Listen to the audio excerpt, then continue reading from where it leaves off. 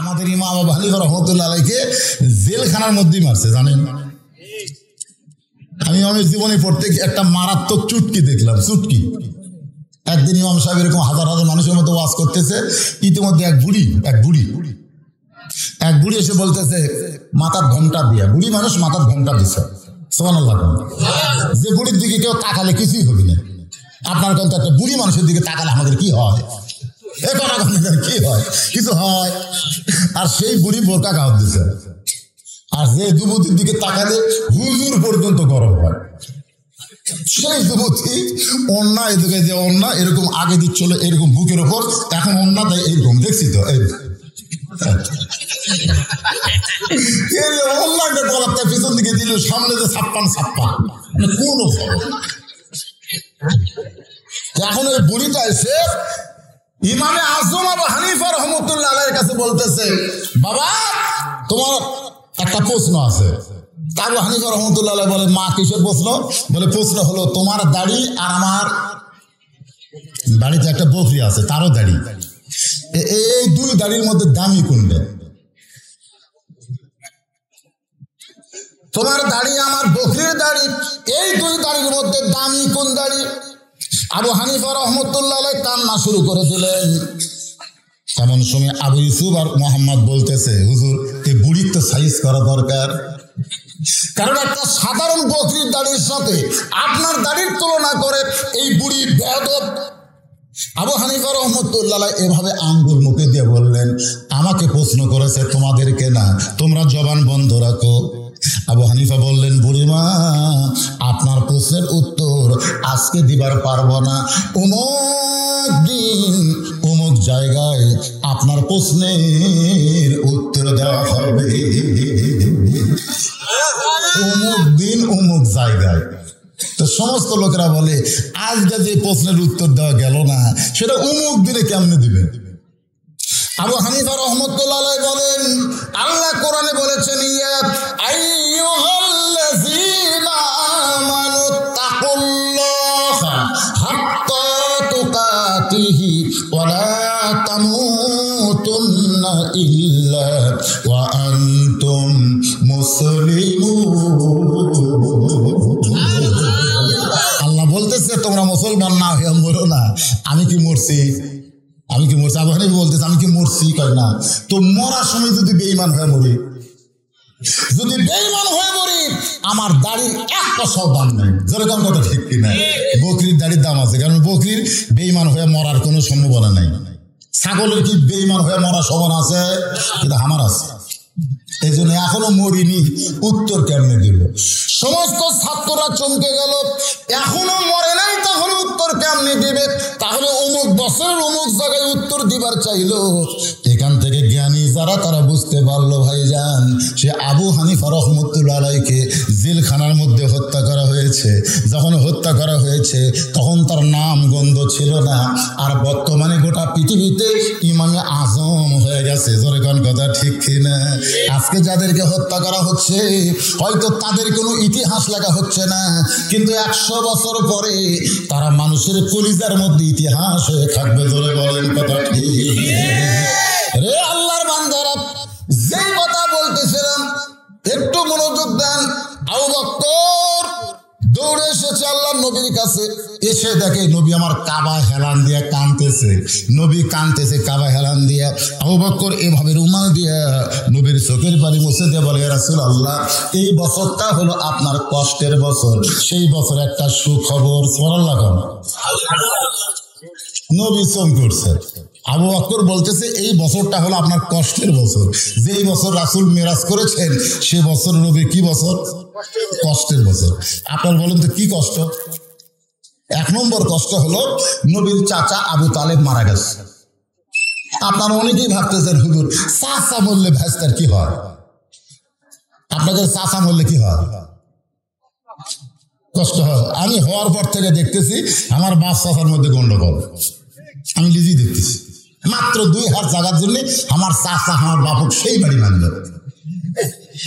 আমি সেদিন থেকে দোয়া করছি, আল্লাহ আমার চাচা মরাই ভালো, যে আমার বাপক মারে এই শালা বেঁচে থাকে লাভ কি? তার মানে চাচা বললে ভাস্তার খুব একটা কিছু হয় না। কিন্তু নবীর চাচা আবু তালেব যখন মারা গেল, নবী যে কত কষ্ট পাইছেন, কষ্ট পাওয়ার পিছনে কারণ হলো শিশুকালে মইরা গেছে মা, গর্ভে থাকতে মরছে পিতা, নবী চোখে দেখলেন না। কে করিবে লালন পালন, কে দিবে সান্ত্বনা, এই দুনিয়ার বড় এতিম নবী ছিলেন একজনা। যিনি বাবার দরদ দিয়ে নবীকে লালন পালন করেছেন, সেই চাচার নাম হলো আবু তালেব। আবু তালেব মারা যাওয়ার মাত্র 1 মাস 22 দিন পর, ধরে কোন কতদিন, 1 মাস 22 দিন পরে নবীর দরদের বিবি খাদিজা মারা গেল। কষ্ট বাড়তিছে না কমতিছে? চাচা মারা যাওয়ার পরই দরদের বিবি খাদিজা দুনিয়া থেকে বিদায় নিল। আপনারা হয়তো বলবেন, হুজুর নবীর দরদের বিধি কেমনে হলো রে? মায়েরা যারা পর্দার অন্তরালে একটু মনোযোগ দিয়ে শোনেন। যতদিন মা খাদিজা দুনিয়াতে জীবিত ছিলেন, ততদিন রাসূল দ্বিতীয় কোনো বিয়ে করেন নাই। সুবহানাল্লাহ কবেন না? আসলে আমাদের নবী বিয়ে করছেন কয়টা? হ্যাঁ দেখেন, শোনেন, আসলে নবী বিয়ে করছেন 11টা। এখন কয়টা? 11টা। আমি এক ওয়াজে বলছিলাম একই টাইমে নবী 9টা বলছিল, ওই সেটা করছে। আসলে নবী সর্বসাকল্যে বিয়ে করছেন একটা, কিন্তু মা খাদিজা যতদিন জীবিত ছিলেন ততদিন নবী দ্বিতীয় বিয়ে করেন নাই, ওই একটা নিয়েই থাকছে। এখন আপনারা বলেন, যখন নবীর 25 বছর বয়স তখন খাদিজার বিয়ে করছে, নবীর যখন 50 বছর বয়স তখন খাদিজা মারা গেছে। তার নবীর যখন 50 তখন খাদিজা মারা গেছে। 50 বছর আপনারা বুঝতেছেন? একটা মরদ মানুষের ভুল কত বছর পর্যন্ত থাকে? 40 বছর। তাই মনে করেন ডায়াবেটিস না হলে, হ্যাঁ শোনেন কথাগুলো তো সত্য। তাহলে 50 বছর পর্যন্ত একটা বুড়ি মানুষ, খাদিজা কিন্তু বহুদিন নবীকে কইছে যে আপনি আমার সঙ্গে সংসার করবেন, যে যৌবন নষ্ট করেন না, আর একটা বিয়ে করেন। আল্লাহ রাসূল বলেছেন, খাদিজা আপনি যদি শুধু আমার বউ হইতেন তাহলে আর একটা বিয়ে করতাম, কিন্তু আপনি শুধু আমার বউ না। দুনিয়াতে যত পুরুষ মানুষ বিয়ে করে বউকে তুলে দেয় স্বামীর হাতে, জোরগান ঠিক কিনা? আমার শ্বশুর বিয়ের সময় তার মেয়েকে আমার হাতে তুলে দিয়ে বলতেছে, বাবা আজ থেকে আমার মেয়েরে তোমার হাতে তুলে দিলাম, তুমি সব দায়িত্ব নিও। কিন্তু মা খাদিজার সঙ্গে যখন নবীর বিয়ে হয়, তখন নবীর হাতে খাদিজারে কেউ তুলে দেয় নাই, বরং আল্লাহর নবীকে আবু তালেব খাদিজার হাতে তুলে দিয়ে বললেন, মা আজ থেকে আমার এতিম রে তোমার হাতে তুলে দিলাম।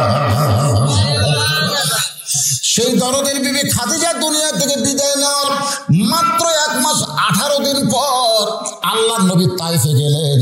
তায়েফবাসীরা নবীকে এত পাথর মারলেন, গোটা দেহ রক্তাক্ত হয়ে গেল। তার মানে বোঝা গেল কষ্ট কয়টা? 1 নম্বর চাচা দুনিয়া থেকে বিদায় নিছে, 2 নম্বর দরদের বিবি খাদিজা বিদায় নিছে, 3 নম্বর তায়েফের ময়দানে পাথর মারছে। এই 3টা কষ্ট যেই বছর, সেই বছরে আল্লাহ তাআলা আপনাকে এত বড়, আল্লাহ নবী বলে, আবু বকর কি বলতে চাও?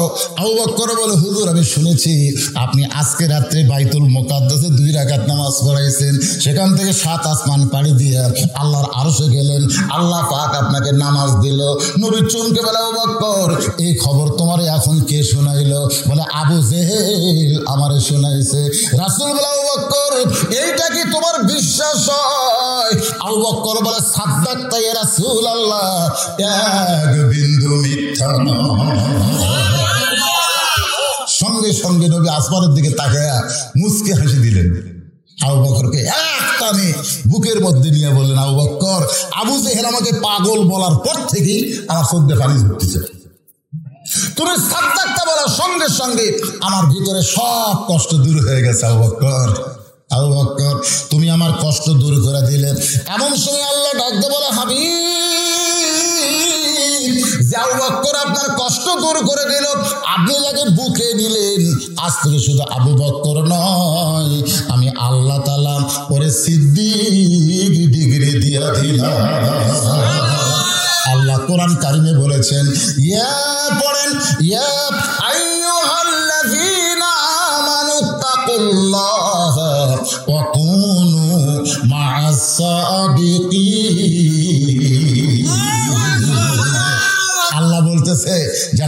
বিশ্বাস স্থাপন করেছে। শোনেন, বর্তমান বিশ্বের প্রেক্ষাপট বাংলাদেশের অবস্থায় মারাত্মক কথা। যারা আমাকে বিশ্বাস স্থাপন করেছ, তোমাদের ভিতরে যদি আল্লাহর ভয়, কার ভয়? কার ভয়? আল্লাহর ভয় রাখতে চাও, তাহলে অকুনু মা'আস সাদিকিন, সত্যবাদীদের সাথী হয়। সত্যবাদীর সাথে না থাকলে খালি করোনার ভয়। কিসের ভয়? আমি ফকিরকে বলছিলাম, ভাই একটু মুগত মাছ টাছ দিয়ে আপাতত 2 মাস একটু রেস্টে থাক, যে হারে করোনা ধরতেছে। ফকির আমারে কয়, আপনি আলেম না জানেন? আমি কি খারাপ কইছি? আমি কইছি মুগত মাছ দিয়ে যে করোনা ধরতেছে আপাতত 2 মাস রেস্ট রে, এত ঘুরিস না, পাড়া ও পাড়া ঘুরতে ঘুরতে তো করোনা ধরবি। হ্যাঁ, আপনি আলেম না জানেন? আমি কইলাম, আমার মধ্যে জালেমের কি দেখলি? ফকির বলতেছে, হুজুর আপনি সত্যি করে কন তো, এ পর্যন্ত বাংলাদেশে কয়টা ফকির করোনা হয়ে মরছে? কম। আমি কইলাম, কে রে ভাই, ফকির কয়টা মরলো তা তো আমি কর পারতেছি না। তো বগুড়া মোহাম্মদের হাসপাতালে ডাক্তারের সাথে যোগাযোগ করে বললাম, ভাইজান এখানে তো করোনা রোগী পরীক্ষা হয়, করোনা রোগীর চিকিৎসা দেওয়া হয়, এ পর্যন্ত কয়টা মরলো? তো বলতে 342 জনের মতন মরছে।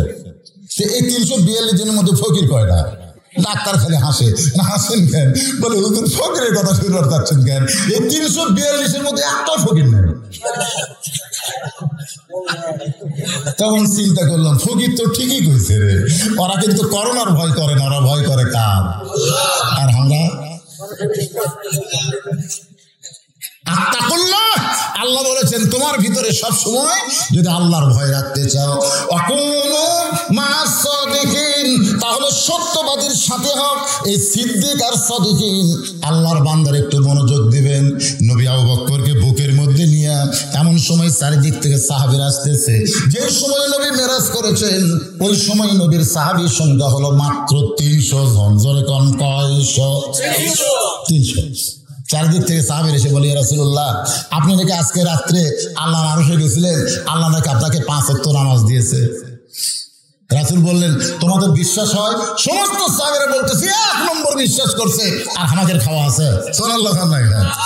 1 নম্বর কে? আবু বকর যেখানে বিশ্বাস করেছে সেখানে আমরা অবিশ্বাস করে থাকতে পারি?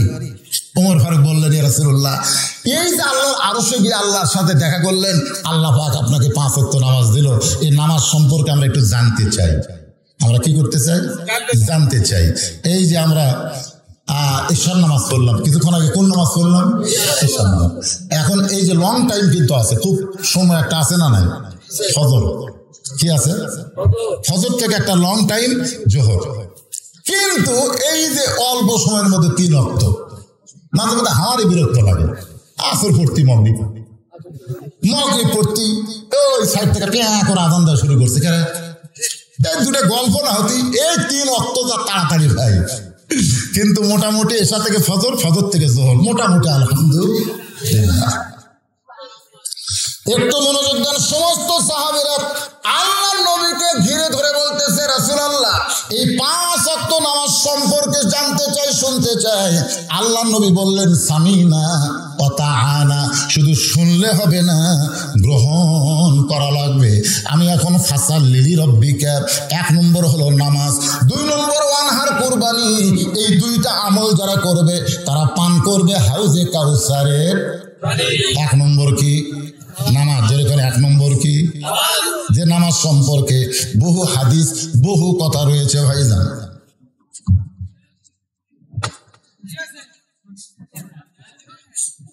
বেনামাজির কি লিখছে রে?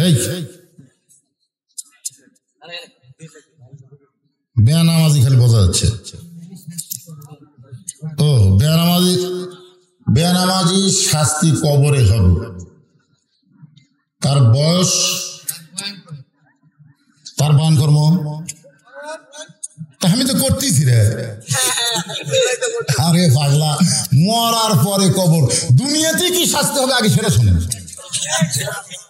হ্যাঁ, বেনামাজির দুনিয়ায় কি শাস্তি আর নামাজের দুনিয়ায় কি পুরস্কার আছে না নাই? আল্লাহ কোরআনে বলেছেন, ফালিয়াবুদু রাব্বা হাযাল বাইত আল্লাযীনা আত'আমাহুম মিন জু'ইন ওয়া আমানাহুম মিন খাউফ। এই ঘরের মালিক, এই ঘরের কে? মালিকের মানে কাবা ঘরের মালিকের যারা ইবাদত করবে নামাজ পড়বে তাদেরকে আল্লাহ সাথে সাথে দুইটা পুরস্কার দিবে। 1 নম্বর পুরস্কার হলো রিজিকের কোনো পেরেশানি থাকবে না, 90 টাকার চাউমিন 200 টাকা হবে না, চাউলের দাম এত হবে না। বর্তমানে বাংলাদেশে সব কিছুর দাম বেশি না কম? তাহলে কি আমরা শান্তি না পেরেশানি? আল্লাহ বলেছেন এই ঘরের মালিকের যারা গোলামি করবে তাদের 1 নম্বর পুরস্কার হলো রিজিকের কোনো চিন্তার পেরেশানি থাকবে না। আর 2 নম্বর পুরস্কার হলো যাবতীয় ভয় ভীতি থেকে আল্লাহ তাকে পুরি নিরাপত্তা দিয়ে দিবে। আমরা 1200 টাকার জুতে নিয়েই ভয় করি মসজিদে ঢোকার সময়, দরকার কথা ঠিক কিনা? আর আল্লাহ কি বলতেছে সব ভয় থেকে আল্লাহ তাকে পুরোপুরি নিরাপত্তা দিবে। এখন চোরের ভয় জুতে নিয়ে আমরা সামনে কাতারে যাচ্ছি, আল্লাহর ভয় না চোরের ভয়? সব অভিভাবক আগে কি বুঝতেছেন? ঠিক ব্যাপার হচ্ছেন? কারণ এই যুবকেরা মসজিদ বলেছে হুজুর এমন একটা মসজিদ, আমাদের এই মসজিদ পুরাতন মসজিদ, আমরা নতুন করে একটু সংস্কার করব। তাহলে মসজিদ করে লাভ কি? হুজুর 1 তলা তার লোক আটে না, এবার 2 তলা করতেছি, আপনি এত টাকা কামাই করেন কিছু দেন। আমি বললাম 2 তলা কেন করবে? বলে লোক যা আটে না হুজুর, এত মুসল্লি ধরে না, এই জন্য 2 তলা। আমি বললাম ফজরের খবর কি? তোকে 1 কাতারে হয় না। জোহরের খবর কি? কই ফজরের মতো। আসরের খবর কি? আরো কম। মাগরিবের খবর কি? কোনো মতো 2 কাতার। এশার খবর কি? ফজরের মতো। তাহলে মসজিদের মধ্যে কয় কাতার? কয় 9 কাতার। তো 9 কাতারের কেবল 2 কাতার হয়েছে মাগরিবে। তাহলে খামাখা 2 তলা করবে কেন? 5 কাতার। তখন বলতে যে হুজুর ওই যে জুমার দিনে সবার শেষে এসে আগে যায়, ওই শালাকের জন্য 2 তলা করা লাগতেছে। জুমার দিনে সবার শেষে এসে কি যায়? আগে যায়, ওরকে জন্য 2 তলা। আপনারা বলেন তো জুমার দিনে সবার শেষে এসে যারা আগে যায় এরা কি মুসল্লি? এরা হচ্ছে ফাওয়াইলুল লিল মুসাল্লিন, এরা নামাজ পড়েও দুজকে যাবে। আল্লাহ কোরআনে বলেন ইয়া আইয়ুহাল্লাযীনা আমানুস্তাঈনু বিস-সাবরি ওয়াস-সালাহ ইন্নাল্লাহা মা'আস-সাবিরিন। ওয়াদ আফলাহা মান তাযাক্কা ওয়া যাকারা ইসমা রাব্বিহি ফাসাল্লাহ। আগে মুসল্লি হয় না ভাই। সমস্ত সাহাবীরা যখন বসে যায় এমন সময় নবী 5 ওয়াক্ত, জোরে কোন কয় ওয়াক্ত নামাজের আলোচনা শুরু করতেছে। সূর্য উদয়ের আগে যে 2 রাকাত নামাজ জামাতে আদায় করা লাগবে তার নাম হলো ফজরের নামাজ। জোরে কোন কিসের নামাজ? সূর্য যখন পশ্চিম দিকে হেলে যাবে এমন সময় 4 রাকাত নামাজ আদায় করা লাগবে, তার নাম হলো যোহরের নামাজ। সূর্যের পাওয়ার যখন কমে যাবে এমন সময় 4 রাকাত নামাজ পড়া লাগবে, তার নাম হলো আসরের নামাজ। সূর্য এই মাত্র অস্ত গেছে, দেরি করার সুযোগ নাই, কারণ আপনি ফজরের আযান দিয়ে 15 মিনিট পরে এসে দেখেন মসজিদ আছে, মুসল্লি আছে। যোহরের আযান দিয়ে 15 মিনিট পরে দেখেন মসজিদে মুসল্লি আছে। আসরের আযান দিয়ে 15 মিনিট পরে দেখেন মসজিদে মুসল্লি আছে। কিন্তু এশার আযান দিয়ে 15 মিনিট পরে দেখেন মসজিদে মুসল্লি আছে। কিন্তু মাগরিবের আযান হওয়ার 15 মিনিট পরে এসে দেখেন মসজিদ আছে কিন্তু মুসল্লি নাই। তো সব নামাজের 15 মিনিট পরে এসে নামাজের জামাত ধরি। এই মাগরিবের কি হলো? তো কাছে না, মাগরিবের আযান দেওয়ার সাথে সাথে নামাজ। আপনারা কোন তো যে 4 ওয়াক্তে আযান দিয়ে 15-20 মিনিট পরে এসে নামাজ ধরা যায়, কিন্তু মাগরিবের সাথে সাথেই কেন? কোন না জানলে বলবেন জানি না। তো এই জানি না কইতে শরম লাগে। সূর্য এই মাত্র অস্ত গেছে, মাত্র 3 রাকাত নামাজ জামাত আদায় করলেন। সেই নামাজের নাম হলো মাগরিব। রাতটা যখন অন্ধকার হয়ে যাবে, রাতের রং যখন গাঢ় হবে, এমন সময় 4 রাকাত নামাজ জামাত আদায় করা লাগবে, তার নাম হলো ইশার নামাজ। এমন সময় ওমর ফারুক, জোরে কোন কি ফারুক? রাসূল বলেছেন আমার পরে কেউ যদি নবী হতো লাকানা ওমর। সেই ওমর 20 রাকাত নামাজ তারাবি জামাত চালু করছে। সেই ওমর, যে ওমরের সামনে আল্লাহ কোরআনে 23টা আয়াত নাজিল করছে। সুবহানাল্লাহ। কোন না কেন? কয়টা? কার সামনে? উমরের শানে। সেই উমর সম্পর্কে রাসূল কি বলেছেন যে আমার পরে কেউ যদি নবী হতো লাউ কানা উমর, আল্লাহ উমরকে নবী বানাই দিত। সেই হযরত উমর 20 রাকাত তারাবি জামাতের সঙ্গে চালু করছেন। আর এখন কতগুলা ফতোয়া দিবি তারাবি 8 রাকাত। কয় রাকাত? আমার এলাকা সব বাড়াবে। আমার এলাকার এক ছেলে সৌদি আরবে কাম করবার গেছিল। কি করবার গেছিল? সৌদি আরবে কামলা দিবার গেছিল। ওই ফিরে আসে মুক্তি হচ্ছে।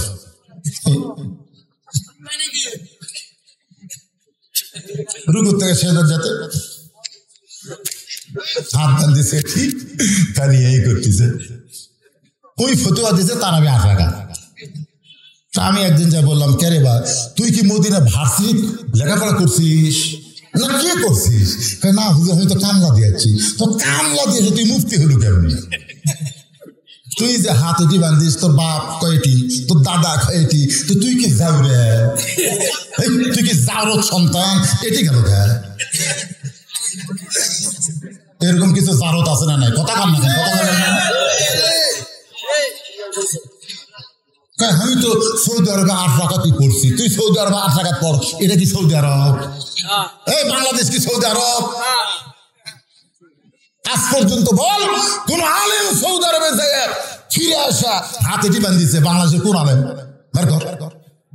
একটা আলেমও আমলের পরিবর্তন হয়নি। তুই সব মূর্খ কামলা দিবার যায়, তুই আসে ফতোয়া মারতেছিস কেন?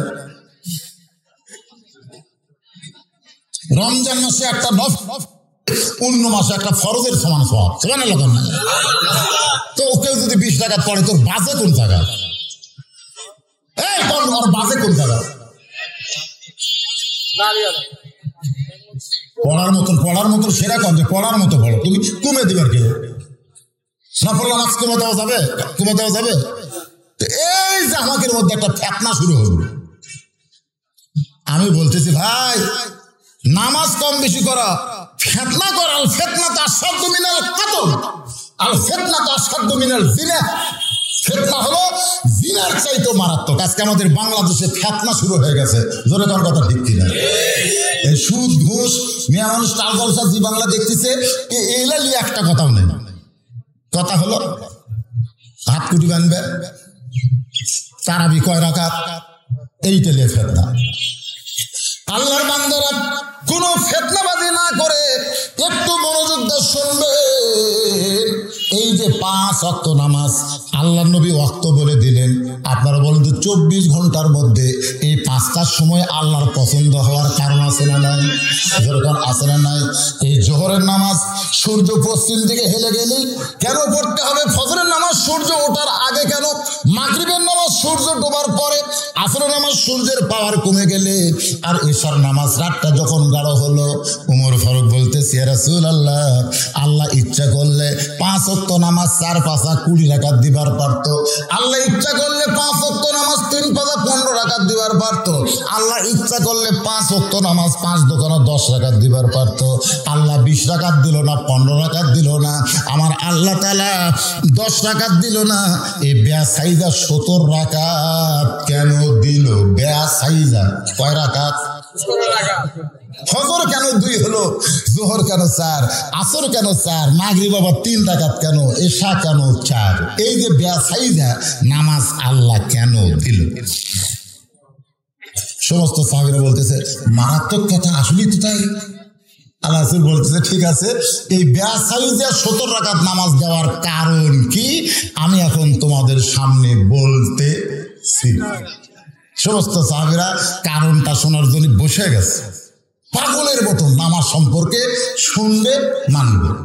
এমন সময় আবু জেহেল গ্রুপ নিয়ে হাজির। কি নিয়ে হাজির? কে? আবু জেহেল। সকালবেলা একলা পাগলা হয়ে গেছে, নবীর একা পাগল করে চলে গেছে। এখন আবার কি নিয়ে হাজির হচ্ছে? গ্রুপ। শোনেন কথাটা শোনেন, আবু জেহেলের গ্রুপ আমাদের বাংলাদেশের নাই, গ্রুপ নিয়ে হাজির। আবু জেহেল গ্রুপের মধ্যে একজন উকিল আছে, তেলতালা গোয়েন্দার, যার নাম হলো আবু সুফিয়ান। তেলতালা বুঝেন? গরিবের ছেলে লেখাপড়া করলে তেলতালা আগে বলবে যতই লেখাপড়া করুক এই জীবনে পাস করবি না। যখন পাস করে, তোর পাস করছে ম্যাট্রিক পাস, আই পারবি? আই যখন পাস করে বিয়ে তার খেয়ে যাবি। বিয়ে পাস করলে তেলতালা কয় যতই পাস করুক চাকরি পাবি না। পরে যখন চাকরি পায় তখন তেল তালা কয় বেতন পাবি না, পরে যখন বেতন পায় তখন তেল তালা কয় বেশি দিন থাকবি না, পরে যখন বেশি দিন চাকরি থাকে তখন তেল তালা কয় যতই চাকরি করুক বেতন পাক আমার সাথে তার বিল নাই। এরকম কিছু তেল তালা আছে না নাই? জোরে আছে না? এই তেল তালার নাম হলো আবু সুফিয়ান। আবু সুফিয়ান আবু জেহের গ্রুপের ভিতরে উকিল হইয়া আল্লাহ নবীর দিকে তাকায় বলে, রে মুসলমানের নবী, তুমি যা বলো মুসলমান তাই বিশ্বাস করে, কিন্তু আমরা বিশ্বাস করি না। কথাটার সাইজ দেখছেন? ও মুসলমানের নবী, তুমি যা বলো মুসলমান বিশ্বাস করে, কিন্তু আমরা বিশ্বাস করি না। এমন সময় হযরত ওমর লাফ দিয়ে উঠছে। কে উঠছে? হযরত ওমর লাফ দিয়ে বলতেছে, এই কাফেরের বাচ্চারা, এই শয়তানের দলেরা, আল্লাহর নবী ওয়াজ করতেছে আমরা শুনবো, তুর্কি এখানে ডাকছে। আপনারা বলেন তো, যিনি চিল্লাইতেছে গরম হয়ে উঠছে তার নাম কি? হ্যাঁ শোনেন, খুব মনোযোগ দেয়। আল্লাহ রাসূল কইছে আমার সাহাবীদের সবচাইতে গরম কে? শয়তানের বাচ্চারা, কাফেরের বাচ্চারা। নবী নামাজ নিয়ে কথা বলবে, 5 ওয়াক্ত নামাজ 17 রাকাত কেন হলো? আমরা যখন গুরুত্বপূর্ণ কথা শুনবো সেই সময় তোর ডাক ধরতে, এই শয়তানের বাচ্চারা। আবু জেহেল খালি পিছন দিকে রাস্তা দেখতেছে। আবু জেহেল যে বাবা যদি আসা ধরে তো সর্বপ্রথম তো আমাকে ধরবে নাকি? আল্লাহ রাসূল বললেন, শোনেন ইসলাম কত সুন্দর জিনিস। এজলেস এজলেস ইয়া ওমর, বসো ওমর তুমি বসো। আমি নবী যেখানে আসছি সেখানে তোমাকে কে কথা বলতেছে বলেছে? ওমর বসো।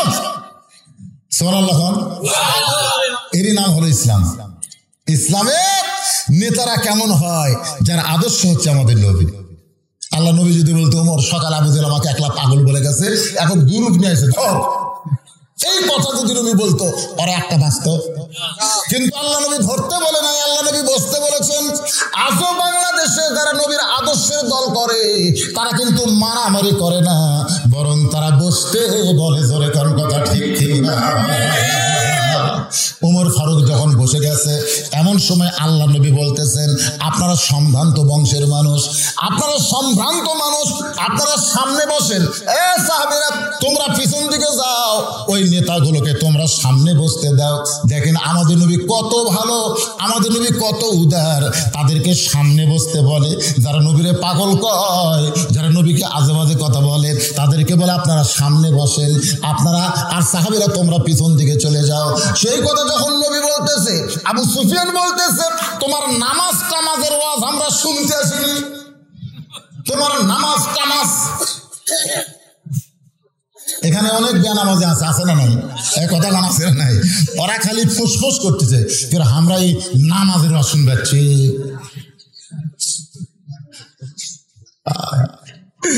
নামাজের ওয়াজ অনেকের চুলকানি, কারণ অধিকাংশ লোকই মাগরিব এশা পড়েনি।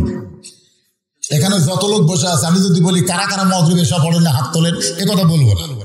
যদি বলি যারা এই মাহফিল করতেছে যে যুবকেরা, এরা কুটি, তারা যে ভাঙ্গা মসজিদ চাঙ্গা করবি, মসজিদের উন্নয়ন বলতে আপনারা কি বলবেন? আমি আক্কেলপুর যাইতে দেখি রাস্তার ধারে সেই রকম একটা সাইজের মসজিদ, টাইস ফাইস সব দেখে চকচকা। মসজিদের মধ্যে ঢুকে দেখি এক জায়গা পরিষ্কার আর গোটা মসজিদ ধুলে, টাইসের উপরে ধুলে পড়ে আছে, খালি সামান্য জায়গা পরিষ্কার। আমি মুয়াজ্জিনকে বললাম, কে ভাই এই সামান্য পরিষ্কার, বাদ বাকি ধুলে কেন? বলে হুজুর আজান যে একা মধ্যে কেউ আসে না, তা খামাকা ঝাড় দেখি কেউ যদি না আসে আমি অযথা ঝাড় দেবো। এই জন্য সামান্য জায়গা পরিষ্কার মানে ওটি আমি নামাজ পড়ি, গামছার 2 বাড়ি মারি পরিষ্কার করি, আল্লাহ আকবার নামাজ পড়ে চলে যাবে। তাই বলে এত সুন্দর মসজিদ কেউ আসে না, তাহলে কি নামাজ হয় না? তখন মুয়াজ্জিন বলতেছে, হুজুর ওই নামাজের দিনে নামাজ হয়। আমি কইলাম, মুয়াজ্জিন তোমাকে এলাকার নামাজের দিন কোনটা? বলে আমাকে এলাকায় শুক্রবারের নামাজের দিন। আপনাকে এলাকার কোন দিন?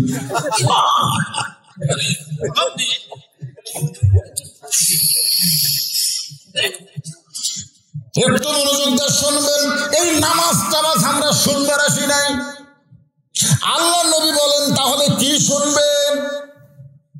আবু সুফিয়ান বলতেছে আমাদের নেতা আবু জেহেল দুইবার বাইতুল মুকাদ্দাসে গেছে, আর তুমি কইলা আজকে রাত্রেবেলা বাইতুল মুকাদ্দাসে নামাজ পড়াইছি, যেখানে যাইতে লাগে 30 দিন আর আসতে লাগে 30 দিন, আর তুমি কইলা আজকেই 2 রাকাত নামাজ পড়াইছো। আমাদের জানার বিষয় হলো বাইতুল মুকাদ্দাসের দরজা জানলা কয়টা? বাইতুল মুকাদ্দাসের দরজা জানলা কয়টা? এইটা বলে দিলে আমরা চলে যাব। নবীর চোখটা দর দর করে পানি পড়তেছে। আবু বকর বলে ইয়া রাসূলুল্লাহ, হুজুর আপনি কাঁদেন কেন? রাসূল বলে আবু বকর, আমি শুধু বাইতুল মুকাদ্দাসে 2 রাকাত নামাজ পড়াইছি, আমি তো জানলা দরজা গুনবার যাইনি। আপনারা বলেন তো, মসজিদের মধ্যে আমরা যারা যাই, আমরা কি করার জন্য যাই? এখন সামনে কাতারে নামাজ পড়ছে। কোন কাতারে? মসজিদ থেকে বার হতে একজন বলে ভাই নামাজ পড়ছিস? সামনে কাতারে পড়ছি। কার বিশ্বাস হয় না? ভাইরে সামনে কাতারে পড়ছি, আমার বিশ্বাস হয় না। তোর বিশ্বাস কি দিয়ে হবে? তোর বিশ্বাস হবে তুমি যদি বলতে পারো মসজিদে ফ্যান কয়টা। যদি মসজিদে ফ্যান কয়টা এটা বলতে পারো, তখন আমার বিশ্বাস হবে তুমি নামাজ পড়ছো। তারপর বলেন তো আপনার কি যায় ফ্যান গোনেন কয়টা ফ্যান? এইরকম অবান্তর প্রশ্ন আবু সুফিয়ান নবীকে বলতেছে যে দরজা জানলা কয়টা হিসাব দিলি আমরা এখান থেকে চলে যাব। আবু বকর বলে রাসূলুল্লাহ, দরজা জানলার হিসাব যদি দিবার না পারেন তাহলে এরা আপনাকে চূড়ান্ত অপমান করবে। সকালবেলা একজন পাগল বলে গেছে এখনো গ্রুপ নিয়ে আইছে আপনাকে অপমান করার জন্য। হুজুর আপনি কি অপমান সহ্য করবেন? আল্লাহ নবী যখন চোখের পানি নিয়ে কাঁদে, এমন সময় আল্লাহ তাআলা কোরআনে আয়াত নাযিল করে বলতেছেন ওয়ারাফানা লাকা যিকরাক। যেরকম সুবহানাল্লাহ, ওয়ারাফানা লাকা যিকরাক, আপনার জিকির আপনার স্মরণ সবার উপরে। আমি আল্লাহর পরেই, আল্লাহ বলতেছে আমার পরেই পৃথিবীর মধ্যে সবচাইতে সম্মানী সবার উপরে যিনি, তিনি হলেন মুহাম্মাদুর রাসূলুল্লাহ সাল্লাল্লাহু আলাইহি ওয়াসাল্লাম। আপনাদের কি মনে হয়? এই ব্যাপারে সন্দেহ আছে নাকি? সন্দেহ আছে? আল্লাহ বলেছেন ওয়ারাফানা লাকা যিকরাক। হুজুর এই কাফেরের বাচ্চারা এসে দরজা জানলা শুনবার চায়, আর আপনি চোখের পানি বের করে কাঁদেন। কোনো টেনশন করেন না, বাইতুল মুকাদ্দাস গোটা আপনার সামনে হাজির হবে। যে আল্লাহ বাইতুল মুকাদ্দাস থেকে আল্লাহর আরো চলিবার পারে, সে আল্লাহ বাইতুল মুকাদ্দাস নবীর সামনে হাজির হতে পারে না? ধরে যান পারে কি পারে না? রে জিবরাইল যাও যাও বাইতুল মুকাদ্দাস নবীর সামনে হাজির করো, না হয় নবীর পাওয়ার, চোখের পাওয়ার আমার আল্লাহ বাইতুল মুকাদ্দাস পর্যন্ত দিবার পারে কি পারে না? কেন পারে কি পারে না? আল্লাহ রাসূল বলেছেন ইত্তাকু ফিরাসাতাল মুমিনিনা ফাইন্নাহু ইয়ানজুরু বিনুরিল্লাহ। ভাইজান অত্যন্ত গুরুত্বপূর্ণ হাদিস। আল্লাহ এই বাবা তোরা মাঝে মধ্যে ওঠো বসে লোকজন বিরক্ত হয়। ইত্তাকু মানে কি? ভয় করো। ফিরাসাতাল মুমিনিনা ফাইন্নাহু ইয়ানজুরু বিনুরিল্লাহ। আপনাদের কি মনে হয় যেভাবে দেশ চলতেছে এভাবেই চলবি? এভাবেই কি মনে হয়? দুই একজন কয় হুজুর হবি না, হুজুর একজন আমাকে বলতেছে হুজুর ভারত পক্ষে আছে, হুজুর আমেরিকা পক্ষে আছে, হুজুর। আমি বললাম পাগলা, তুই যদি ইমানদার হোস, ভারত পক্ষে আছে আমেরিকা পক্ষে আছে এটা বলাই যাবে না, আল্লাহ পক্ষে আছে কিনা এটাকে জানা লাগবে। পাগলা কি মনে করতেছিস? আমেরিকা ভারত 6 তলা বিল্ডিং এর উপর যায় 1.5 লাখ টাকার খাটের উপর শুয়ে 12,000 টাকার কম্বল চোখে মুখে দিয়ে কয় আমার বাড়ি আমার ঘর আমার নামাইতে 2-4 কোটি টাকা খরচ করে বাড়ি বানাচ্ছি, আমার বাড়ি আমার ঘর আমার নামাই খেয়ে এই কয়ে 9টার সময় কম্বল মাথার উপর দিয়ে শুয়ে পড়ছে। কয়টা? 9টার সময়। রাত যখন 3টা বাজে, রাত কয়টা? 3টা যখন বাজছে তখন একটা ভূমিকম্প, সামান্য খুব জোরে লাগছে। ওই এত ফোর্সে নামছে 9টা। ভাইজান আরে এক মুরব্বী এসে বলতেছে হুজুর একটা দোয়া করা লাগবে। কি দোয়া? আমার বউ এবার ভাইস চেয়ারম্যানে দাঁড়াচ্ছে, ইউনিয়নের ভাইস চেয়ারম্যানে দাঁড়াচ্ছে, হুজুর একটা দোয়া করেন। তাই 500 টাকা আমার হাতত দিল, ওর বউ ভাইস চেয়ারম্যান হবে, আমার দোয়া করা লাগবে। আমি বললাম হাত তোলো ভাই, হাত তোলো। তুই হাত তুলছে, তখন আমি দোয়া করতেছি, মা তারাক্ত আলা উম্মতি ফিতনাতুন আদর আলা রাজুলু মিনান নিসা রাওয়াহুল বুখারী কিতাবুল ফিতান আল্লাহুম্মা আমিন। তুমি দোয়া করা কিছু দূর যাওয়ার পরে মনে হচ্ছে হুজুরটা আরবি দিয়ে দোয়া করলো, পারে বাংলাতে একটা কথাও হয়নি। বউ যদি শুনবার চাই হুজুর কি দোয়া করছে, আমি তো আরবিটা কর পারবো না, বাংলাটা অন্তত ভোগ করা লাগবে। হুজুর এই কথা কে দোয়া করছে, ওই আবার ঘুরে যাচ্ছে। আচ্ছা কথা হুজুর আরবিতে কি দোয়া করলেন আমার বইয়ের জন্য, ওটা বাংলা কর। আমি বললাম টাকা নিয়ে যান।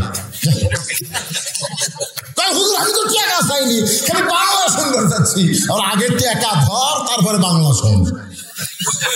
তোর হাতের মধ্যে টাকা দিয়ে আমি কইলাম, আল্লাহ রাসূল বলেছে আমার পরে আমার উম্মতের জন্য সবচাইতে বড় বিপদ হলো মরদ মানুষের জন্য নারী ভাইস চেয়ারম্যান হওয়া। এখন নবী যদি বলে আমার উম্মতের সবচাইতে বড় বিপদ হলো মেয়ে মানুষ চেয়ারম্যান হওয়া, তাহলে আমি দোয়া করলে আমার ইমান থাকবে?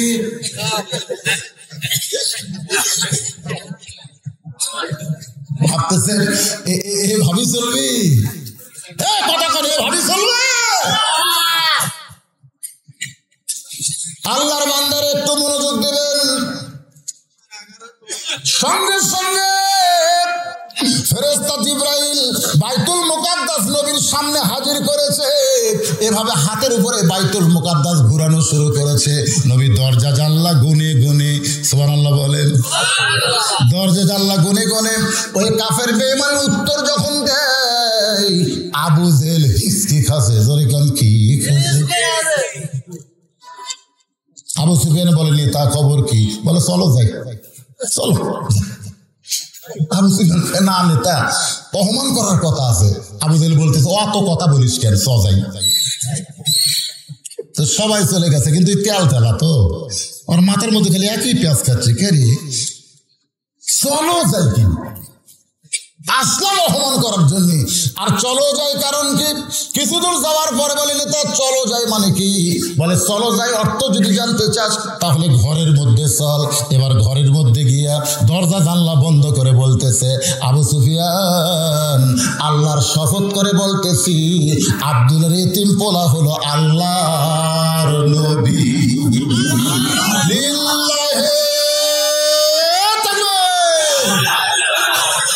আবু জেহেল বলতেছে আল্লাহর শপথ, আব্দুলের এতিম পোলা হচ্ছে আল্লাহর নবী।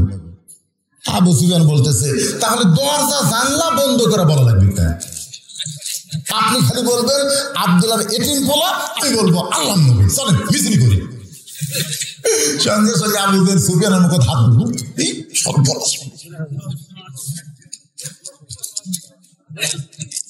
আমরা দুইজন জানলাম এইটুকুই থাক, আর কাউরে জানাস না, এমনি আমার অবস্থা খারাপ।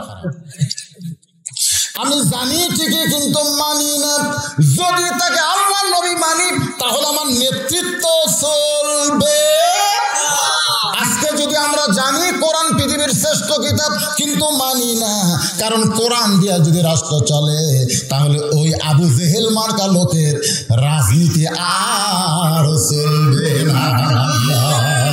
জোরে বলেন কথা ঠিক? ওমর ফারুক বলে রাসূলুল্লাহ হুজুর এখন 5 ওয়াক্ত নামাজ সম্পর্কে আমরা জানতে চাই। এই যে 5টা ওয়াক্ত নামাজ আল্লাহ আমাদেরকে দিয়েছে, এই নামাজ সম্পর্কে অনেক কথাই আল্লাহ কোরআনে বলেছে।